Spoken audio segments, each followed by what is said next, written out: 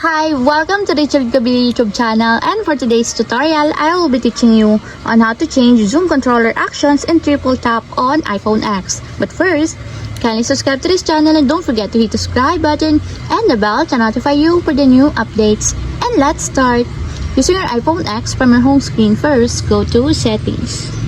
Then in the settings, scroll down and find the accessibility and then tap. Then in the accessibility, go to vision section and then tap the zoom. Then in this part in the zoom, scroll down again and go to this section and then tap the zoom controller. Then in the zoom controller, go to controller action section and then tap the triple tap. Then in the triple tap, if you want to change it to speak and touch, just tap the speak and touch until there's a check mark on the side. Just like this. And that's it, we have successfully changed zoom controller actions and triple tap on iPhone X.